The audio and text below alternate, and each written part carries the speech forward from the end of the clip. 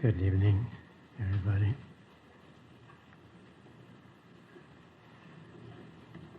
Our subject is the importance of a true guru. We have talked about evolution, and in this evolution, the soul goes through 3 phases. The first, which is the longest and the most painful one, that is the one when God teaches through the law of karma. A man gradually learns through his mostly the wrong actions and wrong thoughts, and after a long time, many incarnations, he begins to ask the final questions or the basic questions: what is life all about? And he seeks answers to those questions, and that's the second stage, where God is teaching through books and teachers.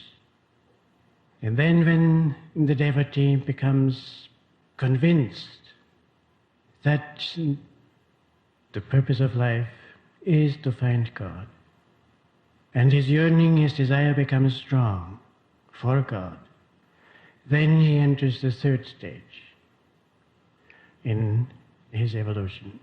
And that means God comes in a most direct form as the Guru. Now, the word Guru has, the meaning of the word Guru has degenerated, even in India, due to the fact that, particularly in the Dark Ages, there are not many true Gurus around, They are not growing on trees. And also perhaps because of wrong translations. For instance, in the Bhagavata, which is one of the main scriptures written by the same sage, Vyasa, who wrote the Bhagavad Gita, the Mahabharata, there he talks about a sage in ancient India who had 24 teachers, and in some of the translations this is interpreted as 24 gurus.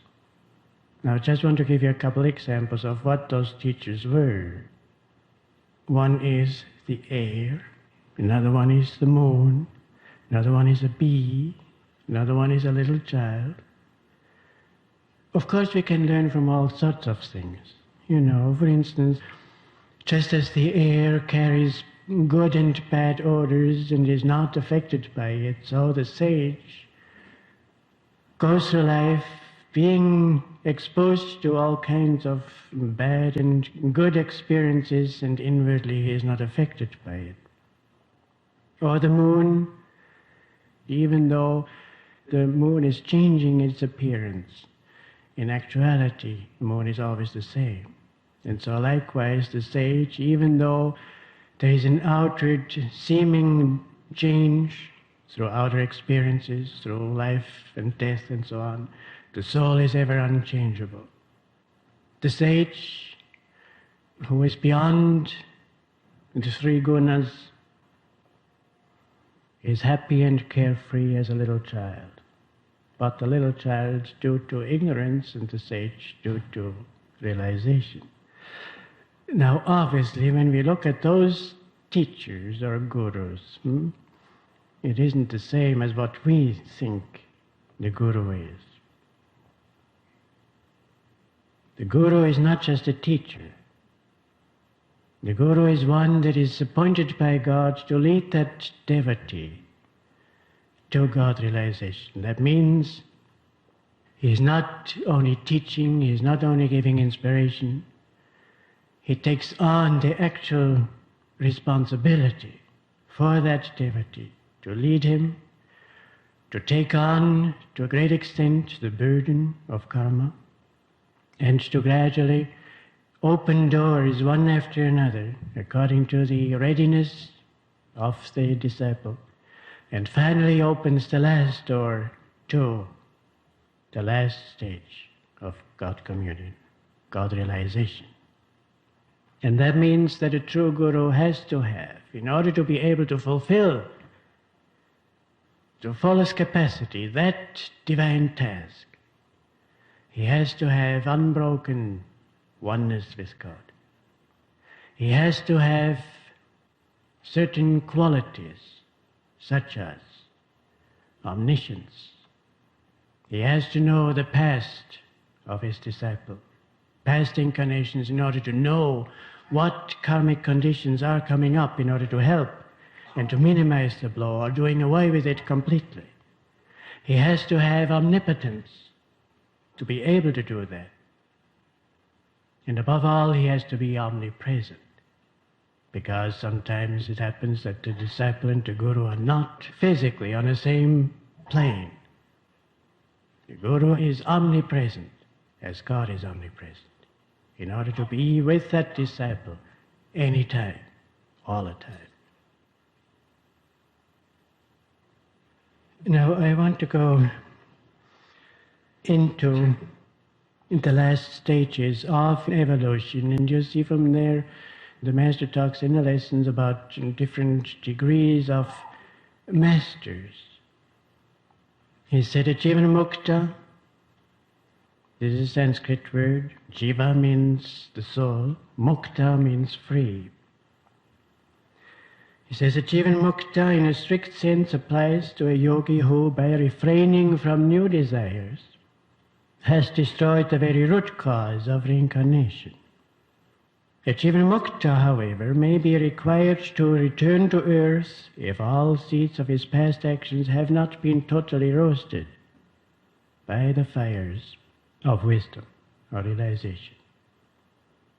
Some Jivan Muktas destroy all past material karma after death by certain work in the astral cosmos. Completing their lessons in the astral spheres, they do not have to return to this earth. In other words, if a person is free from earthly desires, even though he has still some karmic debts to pay, so to speak, he is not required to come back to this earth. He can work it out in the astral. Other Jivan Muktas are able, on this earth, to materialize past karmic actions in visions and thus exhaust their reincarnation-making power. The next stage, a Paramukta, or Siddha. That is a soul that is free, has freed himself completely from the physical and the astral and the causal karma, and is a free soul.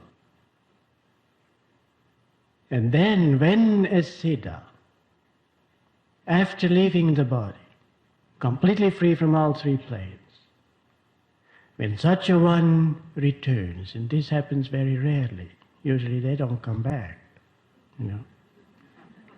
If such a one comes back, then he is a divine incarnation, an avatar, supernal blessing to the world. Now, I remember when I came in the later years of Master's life, there was a discussion among the monks, is our Guru an avatar or is he not? Then he went out to the desert to finish his writings, and he called me out there too. And that thought came again, is he an avatar or is he not? And then I remember reading in the autobiography when he said an avatar's body is not under the compulsion of duality. An avatar's body does not cast a shadow. I thought, well, that's very simple. All I have to do is look and see whether his body casts a shadow. Master, of course, worked inside, dictating his interpretations of the Gita at the time, and I was doing construction work outside. The Master came out about 2 or 3 times a day and talked with us. The monks had a little cottage about 4 miles away from Master's place. And so that one morning as we were driving, I thought, now today I'm going to look. And so I worked there all day long, and the Master came out 2 or 3 times and talked with us and so on. And when I sat in the evening in a car to go back to our cottage, I thought, I forgot. I thought, tomorrow. Next morning, as I sat in a car, I said, no, today I'm going to look. Same thing happened.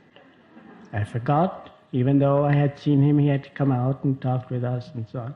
And so it went on day after day after day. First I thought, it's just an accident. But when it went on day after day after day, I thought, no, there's something fishy, He has something to do with it. And then I thought, all right, I sit down and I think it over. And I did, and I thought, all right. He himself said he could fill the largest halls and he could draw hundreds of thousands of people through miracles and so on. He said he was not interested in that. No phenomena. He said, I am interested in those that are sincerely coming with the one desire, to love God and to find God. And then I thought, even though he is an avatar, because he is not interested in phenomena, he would cast a shadow, even though he is an avatar. So I was perfectly satisfied. Then the next day, the Master came out and we were talking, and I saw a shadow. And I followed that shadow and up the Master's body and into his eyes. And his eyes were dancing with laughter. And then with his cane, playfully, he hit me a little bit on my leg. Didn't say a word. I didn't say a word because I was perfectly satisfied. And then later, when I was back in Mount Washington, one of the monks asked the Master a straight question. He said, Sir, are you an avatar? As if, what is an avatar? How can we understand with our little human intellect what an avatar is? But he asked the question. The Master's answer was, yes. A teaching of this importance could not have been brought by a lesser one. The Master came with a world mission. He came to bring again to the West Kriya Yoga, which had been forgotten during the Dark Ages, just carried through by a few. And Larry Masha forbade his disciples to start an organization to spread the teachings of Kriya Yoga, because he knew that that job was assigned to Paramahansa Yogananda. Not only to spread the teachings of Kriya Yoga, but to keep the teachings pure. Now, you have this in the lessons when the Master said, implicit in the techniques and teachings of SRF are the help and blessings of the SRF gurus. That means that a guru, true guru, as I said before, is not just teaching or just giving inspiration. He takes on, to a great extent, the karmic burden of a disciple. Now, what is this teaching? We are too close yet to the beginning. We do not see the greatness yet and the influence in the world, because it's just beginning. I remember the Master one time saying, millions will find God through these teachings. And when one of the monks looked at him questioningly as if he must have exaggerated at this time, the Master's answer was very emphatically, and I do not mean thousands, I mean millions. And the Master said, the disciple does 25%, the Guru does 25%, and 50% is the grace of God. Now can you imagine taking 25% of the karma? Who could do that except one that is a divine incarnation?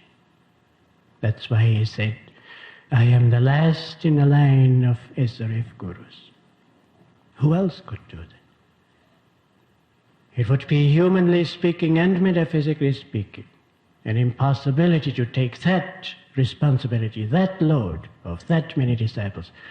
I remember in the beginning, when I came to Mount Washington, I saw all the devotees there. And then I went to Lake Shrine, I saw Encinitas, and I said, how more and more and more. I didn't even think of, worldwide. I thought, how can he possibly take on that many disciples? Obviously, a Jivan Mukta could not do it. One that is still working out his own karma, isn't it? Even a Siddha could not take on that tremendous task. It takes an avatar. I just want you to be, because every once in a while somebody thinks, well, this or that person is a guru. Or some people are giving initiation outside that have broken away from SRF. Some of them declaring themselves guru. Don't be deceived.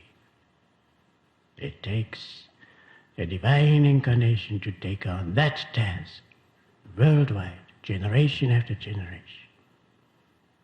That's why Rajarshi Janakananda, who was a Siddha, Master said in the first convocation after Master's passing, convocation of 1952, there will be no other Guru. He will always be our Guru. I didn't finish the first story about that shadow.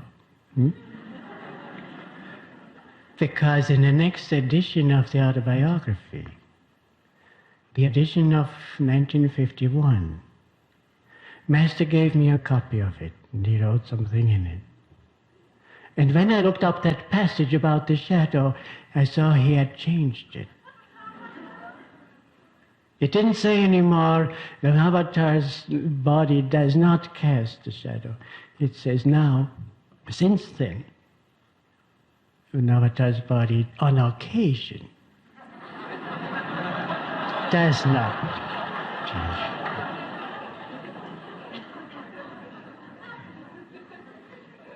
Now you may ask, why then, if he was indeed a divine incarnation, why did he have to go through as a disciple through the training by his guru, Sri Yukteswarji, if he was already perfected?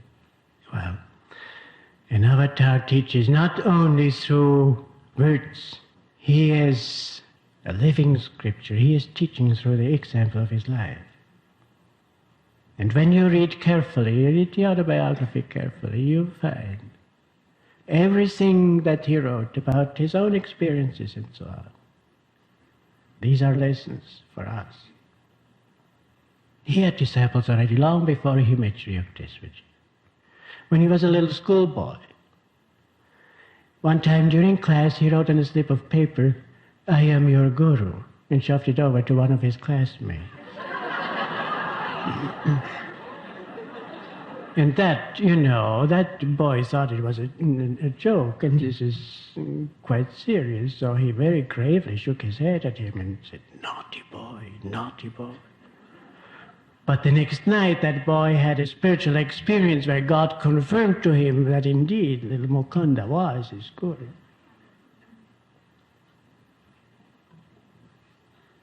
In the Gita, in the 6th chapter, it says, "That yogi stays forever in me, who, anchored in divine unity, whatever his mode of existence, realizes me as pervading all beings." Whatever his mode of existence. Whatever the outer role. In the next verse it says, "O Arjuna, the best type of yogi is he who feels for others, whether in grief or pleasure, even as he feels for himself." And the Master wrote about this passage, "The yogi who is one with the Father is simultaneously conscious of the smallest and the greatest happenings in the universe." Can you imagine that? One that is one with God is simultaneously conscious of the smallest and biggest happenings, anything, everything, in the whole universe. It's beyond human conception.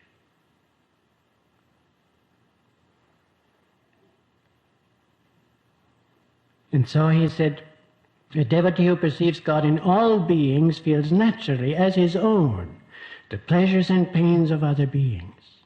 He wishes evil to none, but tries to do good to all. The accomplished yogi is conscious of God alone. When he seemingly identifies himself with his body and outward works, he appears like an ordinary mortal. But within himself he ever retains the consciousness of the ever-blessed Lord. That's why sometimes it's very difficult to recognize such a great soul. If you read the Bible, very few recognize the stature of Jesus. And it was the same thing with the Master. Many saw him. Very few recognized him as what he was. Because he seemingly identifies himself with his body and with his outer robe. He appears like an ordinary mortal.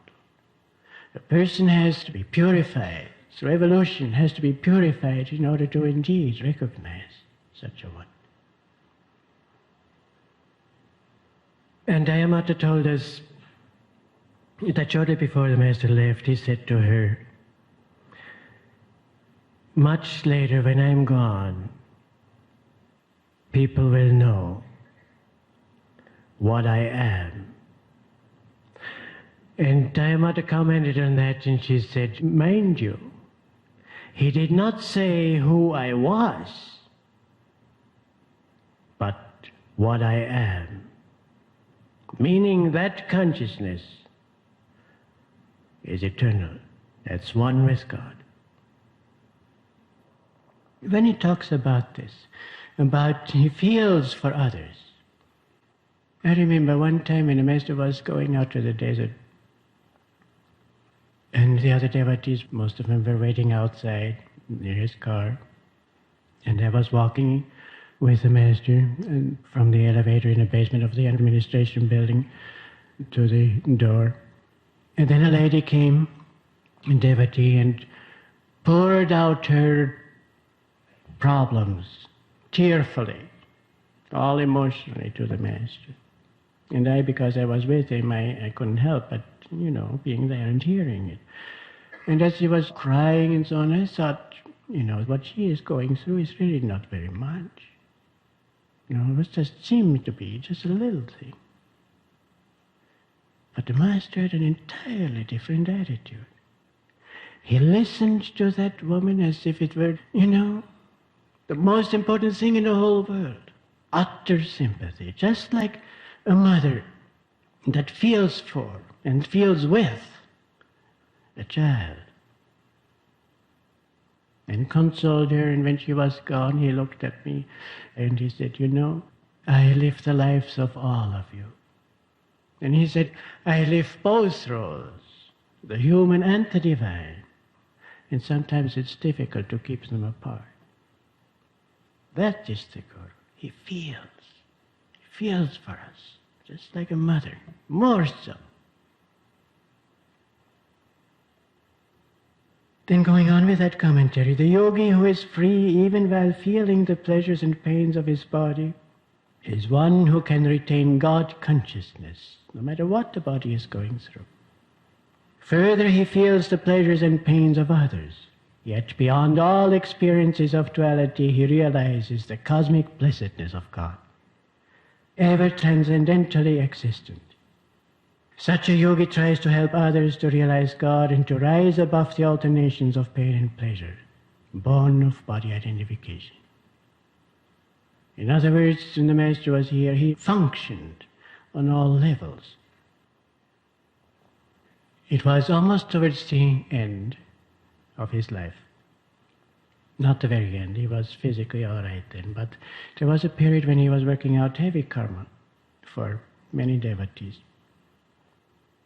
And one time I was upstairs in his quarters, and I, with another monk, lifted him.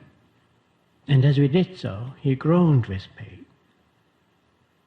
And at the same time, I felt such joy I could hardly stand it inside. And I thought, he's suffering so much, and I am going almost out of my mind with joy, And I felt very bad, outwardly speaking, because I felt so good, you know. And I thought, if I only could take a little bit of his burden. Can you imagine me? Of his burden that he took on. And then he looked at me and smiled and he said, don't worry, your share will come.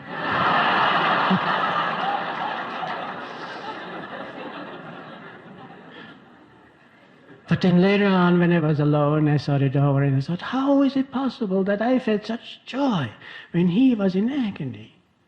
And then I thought, he just wanted to show to me. Physically, yes. Inside, untouched. Bliss of God. And I, perhaps because of my sympathy, had tuned in to a higher level of his being. And I felt as much or more than I could take at that time of the bliss which he is. Now, maybe some of you are still searching and are not quite sure who your guru is. I quote from Shakespeare, which is Holy Science, when he says, when man becomes able to conceive the sublime status of his divine brothers, he may be fortunate in remaining in their company and in securing help from any one of them whom he may choose as his spiritual preceptor, the Satguru, the Savior. Now we have two thoughts here.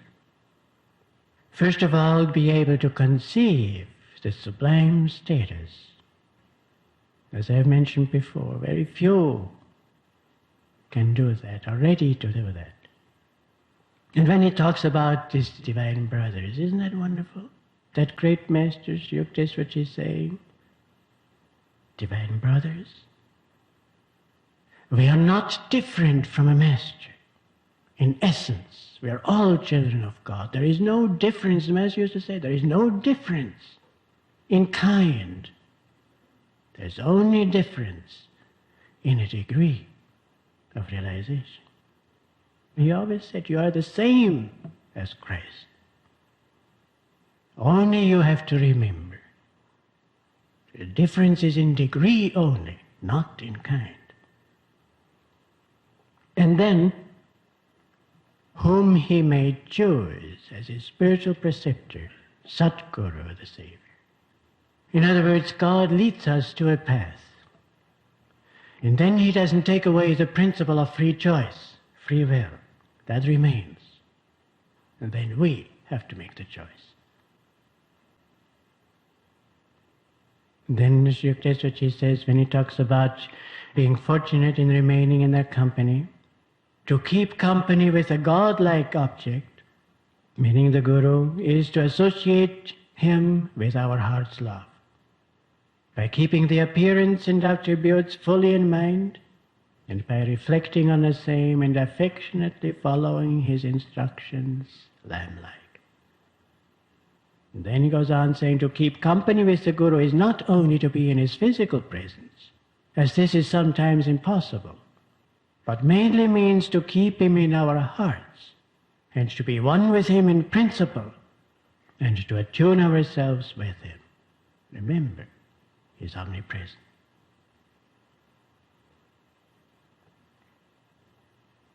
When we talk about attunement, Yonamata, one of the great disciples of Master, wrote this.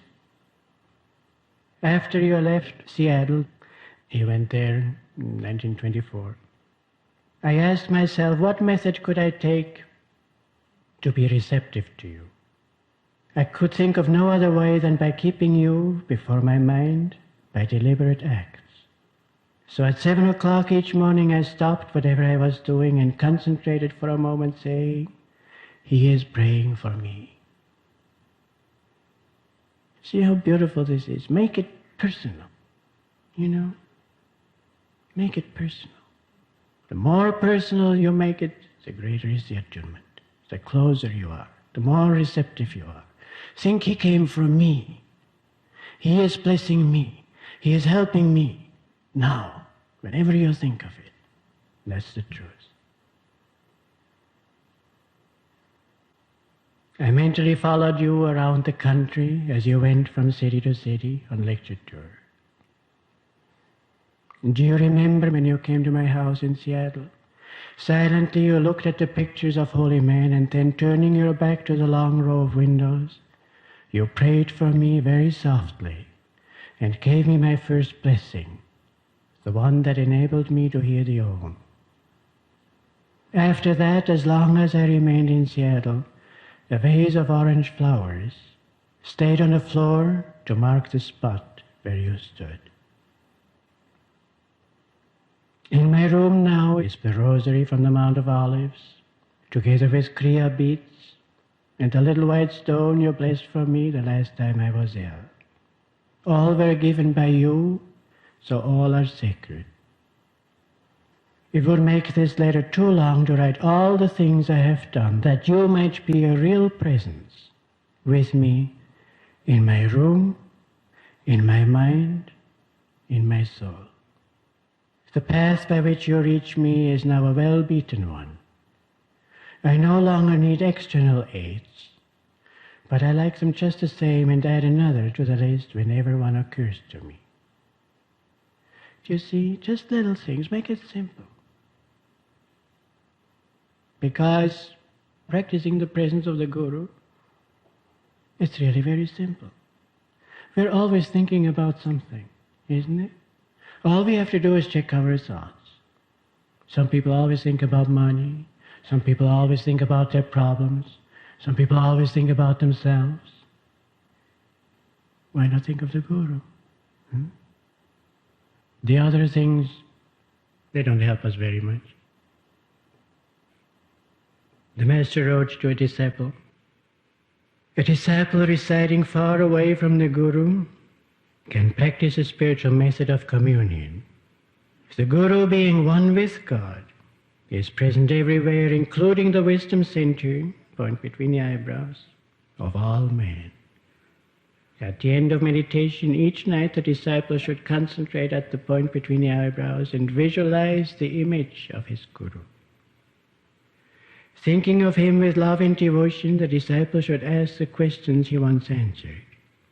If visualization and concentration on a Guru is deep, the disciple will invariably receive silent answers to his questions in the form of new inner perceptions.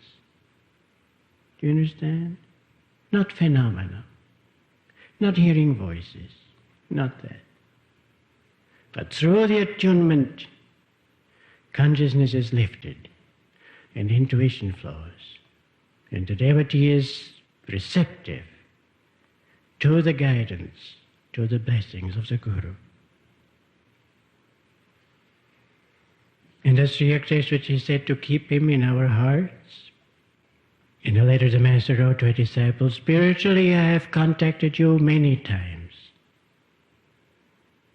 One time, it was a lay member, I think.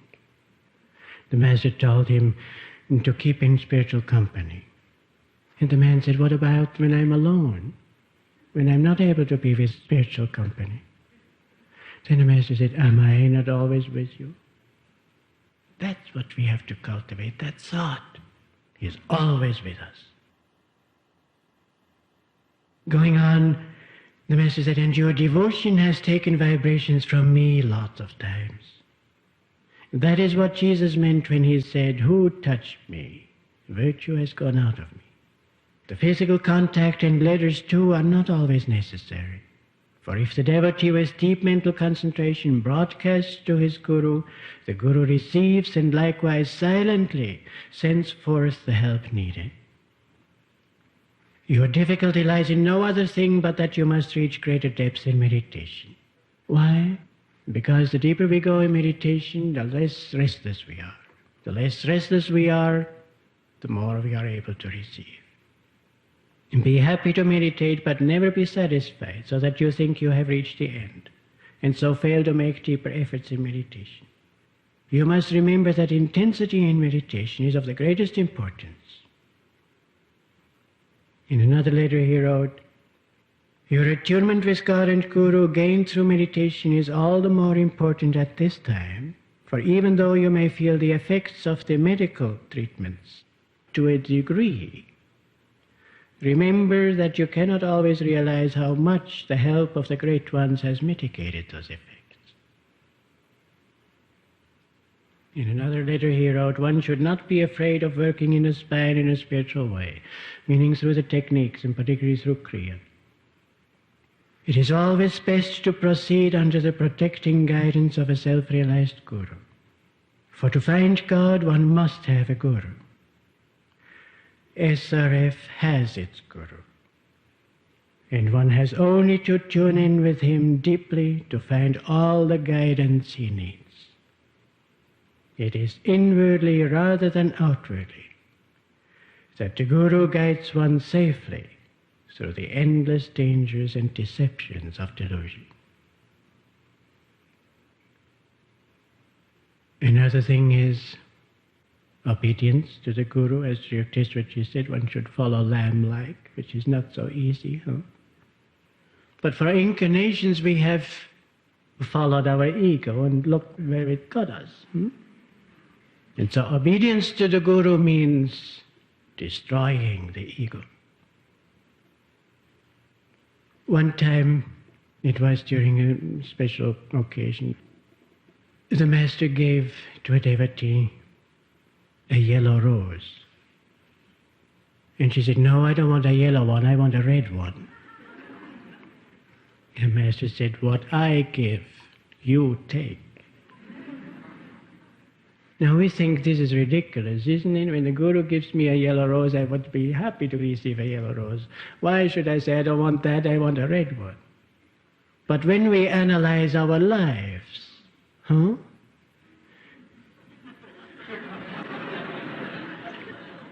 I see it hit home, When a test comes, when some condition or a circumstance or a situation comes that we do not like, we say, no, I don't want that, I want the red rose. Now, you have to understand that it is not the master who gives us those tests. I think there's much misunderstanding there. The tests come because we have created those tests. In a sense of nothing hurts us if we are free, isn't it, from that particular thing. So if it hurts, it means it is our karma. We have created it. The master only arranges situations like that once in a while so that we can work it out faster. To put us into conditions so that we can work it out, because we've got to work it out anyway. But remember, most of it, he takes. Most of it. One time a lady gave the master a plant, and he was very appreciative. The slightest little thing somebody did. And he said, oh, how wonderful. I know exactly the place where I'm going to put it at Lake Shrine.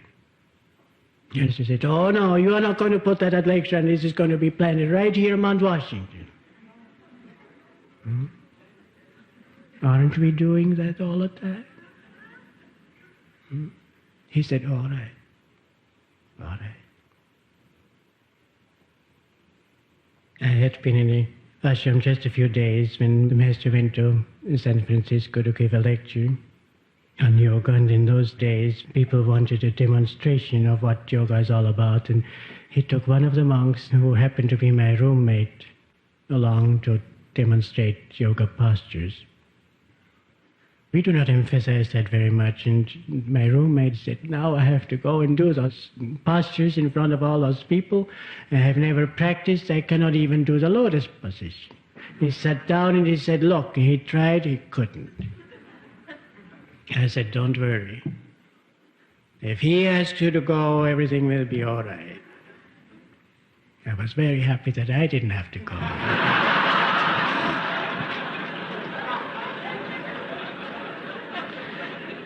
So they went, and after a few days they came back, and my roommate was radiant.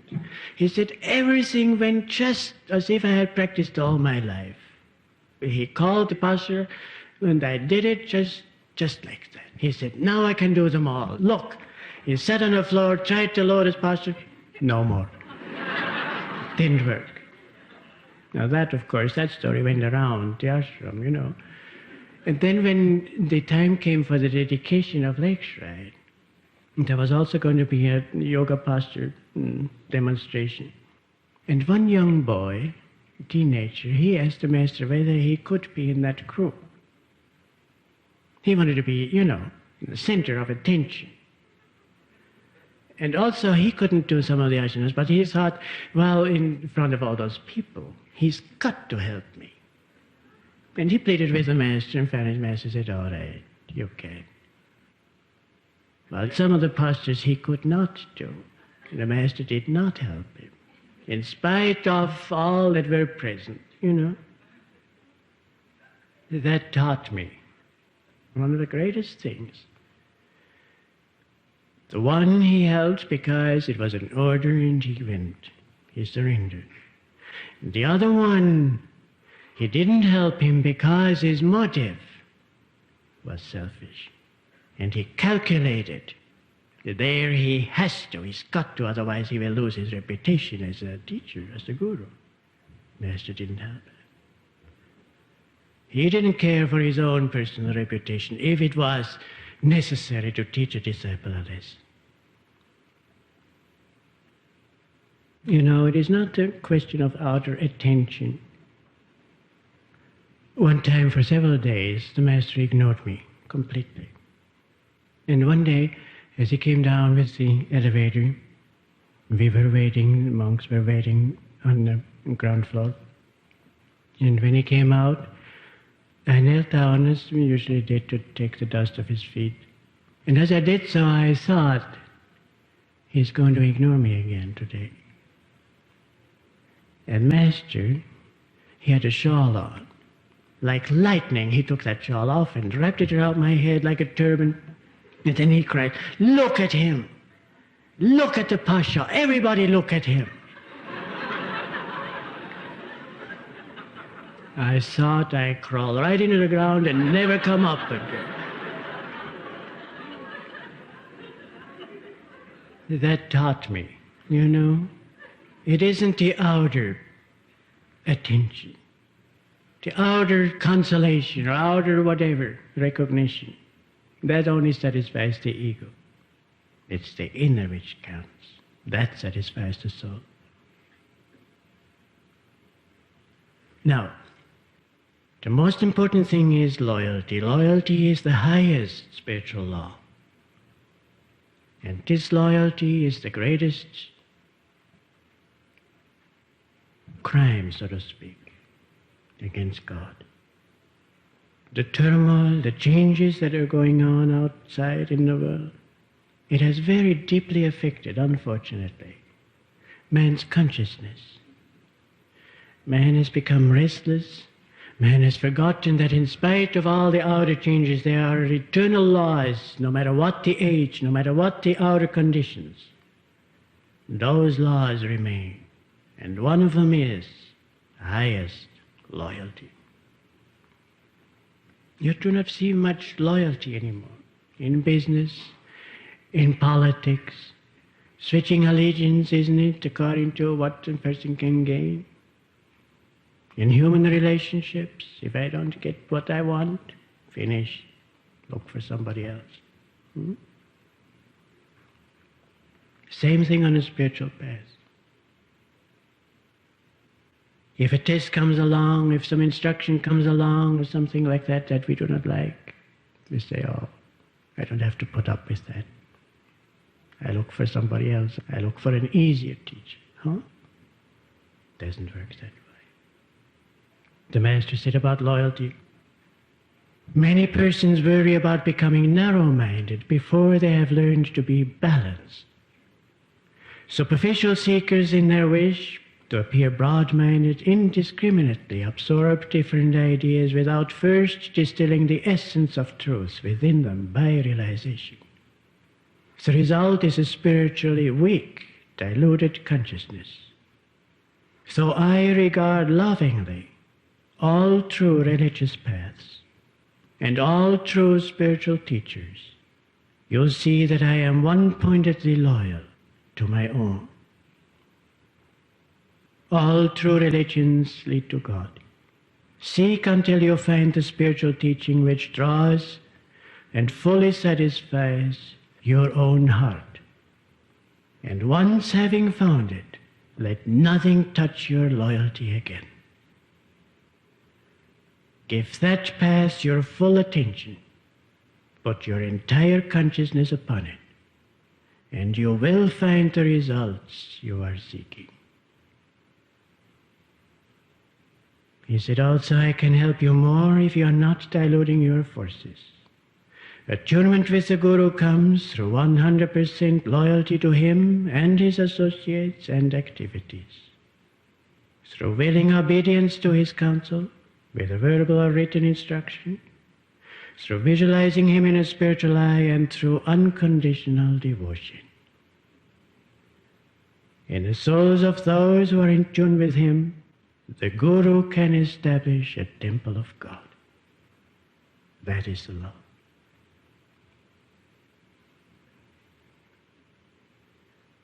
I want to give some more quotations from the Master. Some we have in the lessons. Spiritual results are attained by practice of the Guru-given techniques and principles, and by devotion to the Guru's work. In other words, the Guru-given techniques and principles. What the Master gave us is enough. We don't need anything else. Everything else dilutes, is a waste of time. Because remember, implicit in the techniques and principles is the blessing and the help of the SRF Gurus. It is through inner attunement. When you read, for instance, the story of Teresa Newman in the autobiography of a yogi who had the stigmata, I think very few people really understood. Most people just start seeing she has the stigmata. It's an outer manifestation. It's extraordinary. And forget the deeper meaning of that. The deeper meaning is that the person has to be so in tune with his Guru. Such oneness. And this is an outer sign that God permitted in that particular case to show. This is the utter attunement. So that even the outer signs manifest in the body. It doesn't have to be that way, you know. God is teaching a lesson sometimes in such a way. This is what we have to strive. I saw that in Rajarshi Janakananda. Utter. He was a giant. Not only spiritually, but also outwardly. He was a giant of intellect. He was the most simple of men.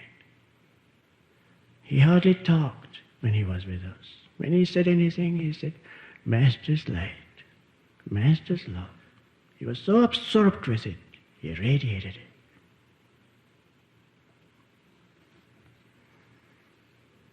Going on, the Master said, God has sent you all to me, and I shall never fail you. All I ask of you is this one thing, never try to deceive me, for you cannot.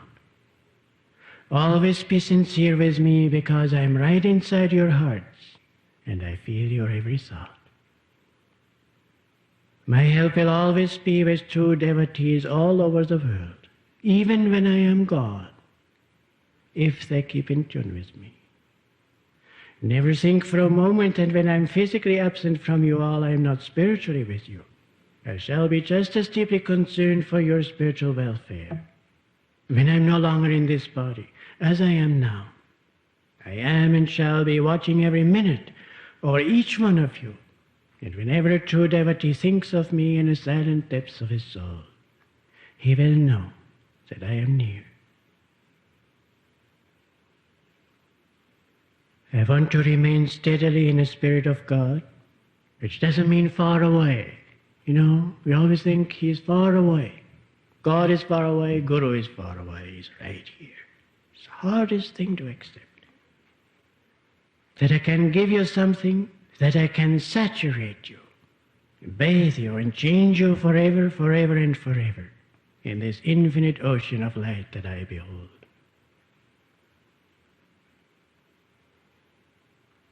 The Master said, the Guru, being one with God, is present everywhere. Concentrate between the eyebrows. Think of him with love and devotion. In this way you can contact him even after he has left the mortal form. So again and again he says the same thing. I am with you. I am within you. When you practice the techniques, as I said before, don't just think of a cold science or a mechanical science. Then it becomes drudgery. Think of it that it brings you inside. It leads the energy inside, leads the consciousness inside where he is waiting for you. He's right there. And then people ask, what do I do then? Well, what do you do then? There is a very simple, the most simple and the most profound formula of meditation is, I look at him, he looks at me. Huh? I'm not just looking, it flows. Think of it. If you are within the presence of the Master, what do you do? Do you ask, what do I do now? Huh? It flows, isn't it? Whether he talks, that's fine. If he is quiet, you give. You are in that presence and you are open. You give your devotion and you are open and you receive. Make it simple. Make it very simple. The more simple you make it, the closer you are.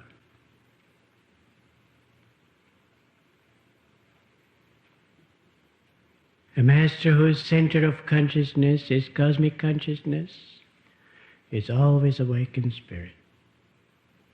You remember the story in the Bible when Jesus was in a boat and was asleep and the storm came and the disciples were afraid and woke him up? And he said, "O ye of little faith," because they thought he was asleep. One that has infinite consciousness is ever awakened spirit. Same with the Master. No matter what we did when we were far away or what we were thinking, he always knew. And when he felt it was important, he let us know. Usually he didn't have to because we knew he knew. That was enough.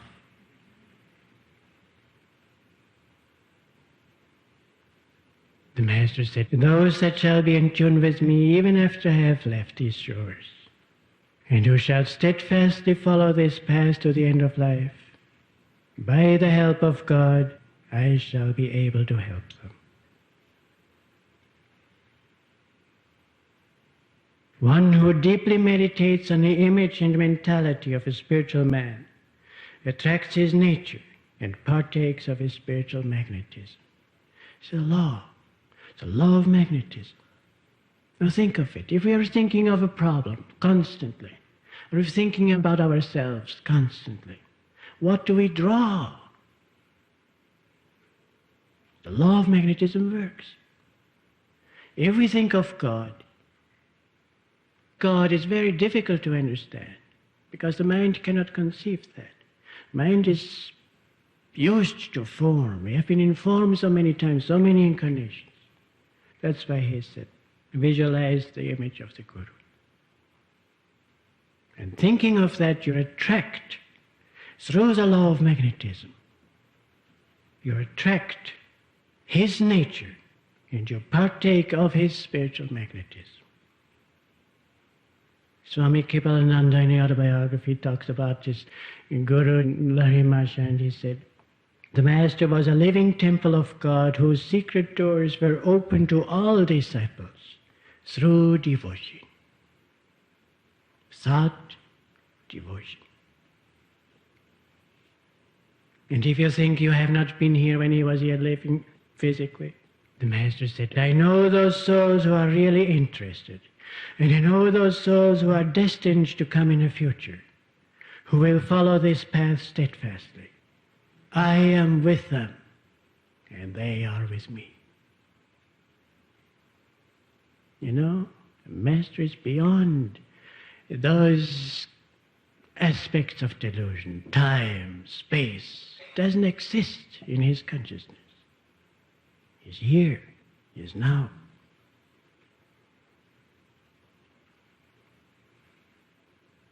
the first anniversary of his Mahasamadhi.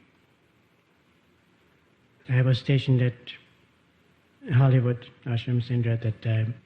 In the afternoon, Brother Bimalananda and a couple others and myself went to Forest Lawn. And as we stood there in front of the crypt, in front of that wall behind which his body is, all of a sudden, the most tremendous experience I had, I felt his presence not coming out of that wall, but right within me, right inside. And then I thought, he is trying to teach me. You don't have to go any particular place. I am with you. I am right within you. Think about that. Practice that. The Master said, I am in your heart. Think of it. Isn't it true that when you have a toothache, part of your consciousness is always inside, in your mouth, on that blasted tooth? Huh? Isn't it true? If that toothache is pretty strong, the greatest portion of your consciousness is in your mouth. Isn't it? Regardless of where you are or what you are doing. Isn't it true? A woman that is expecting a baby, isn't it true that part of her consciousness is always inside on that baby? The Master said, always remain inside. Always keep a portion of your consciousness inside. You try it sometime. It will change your whole life. You always have a portion of your consciousness inside. You are living. You are acting from a center of peace, of inner attunement. It doesn't mean that you cannot do your work, you can do it better. You are less disturbed. You are functioning on a higher level of consciousness. And when he said so beautifully in his chant, think ye in thy heart, lotus feet of thy Guru, if you want to cross the ocean of deluge. It is so simple. And in meditation, the same thing. Think of him being in a Christ dinner, or think of him being in your heart. That's sometimes even better because Christ dinner is so close to the brain and to the monkey mind. Huh? But if you're down there, you feel he is right there. It is that close. It's the greatest delusion. I always see this in personal interviews and so on. People think he is far away. You've got to cultivate that. Got to cultivate that. He is your own. He is the one that has taken charge, taken on the responsibility for your illumination, your freedom in God. Most loving, even in little ways. Now, I don't know, did I tell you that story? A couple of days before he left his body, I had a very strong urge to keep everything, to save everything that he had touched. That evening I had to go on an errand, and I came back and I was dressed in a suit and tie. And the Master had been out also, and he came back, and I was still dressed, and usually, many times when he came, he took my arm to walk to the elevator. And I thought, well, I have this suit on now. And I thought, if he is doing that again, I cannot save the whole coat. I'm going to cut off that sleeve and save that. Well, when he got out of the car, he called me. And then he took my hand. Very carefully, not to touch my coat. And we walked towards the elevator, and the other monks were there. And then he started talking to us. And then very carefully he took out my tie, without touching my coat. And while he was talking, he played with that tie. And then when he was through, he tucked it in again very carefully so as not to touch my coat. And then he smiled at me as if he were saying, are you satisfied now? You know, little things. It's the little things, that little concern satisfying that little desire, so that I wouldn't have to cut off that sleeve, the tie. I just wanted something, you know. At the very end, the evening before he left, you have read the story when he saw the green coconuts as he entered the building, and he asked somebody to chop one off, and he drank the juice and divided. Each one got a little spoonful of that coconut. And there again, I was not standing right next to him, but I thought, I want all those things that he touched. I didn't say it, you know, but one by one, when he was through, he handed me the empty coconut shell. He handed me the spoon. And he reached over and he handed me the little dish towel with which he had wiped his hands.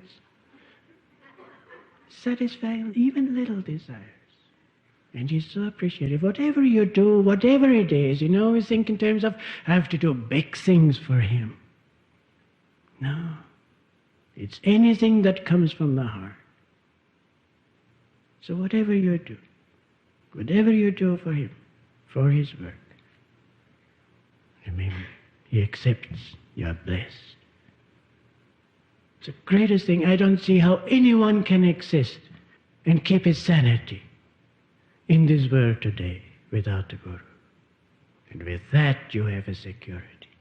Not only in this life. There is no condition. That relationship is not conditioned by time and space. It doesn't last just a few months or a few years or to the end of life and then it is over. It's unconditional. Ordinary human relationships, what do they say? When you die, when you're ready to go, what can I do? Huh? You say, goodbye, darling, it was nice, you know.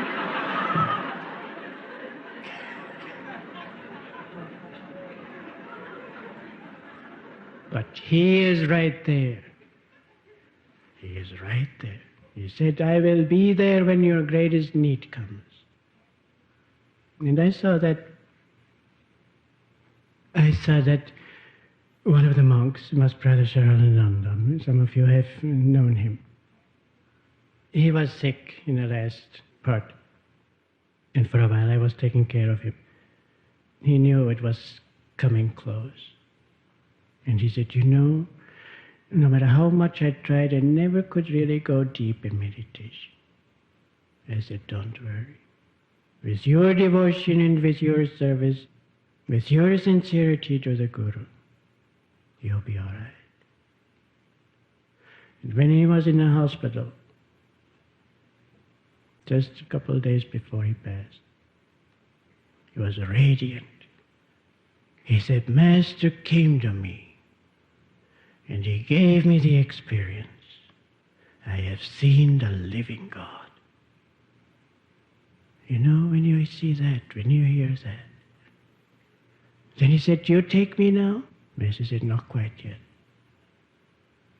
He had been, before he became a monk, he was married. He had a son, and his heart's desire was to bring that son on the path. He gave him the autobiography and nothing happened. And as his father, as Yoganananda was on his deathbed, his son came. And he said, Father, now finally I realize what this is all about. I read the autobiography again and now I'm ready to start on this path. And Yogananda, it was the last desire that he had.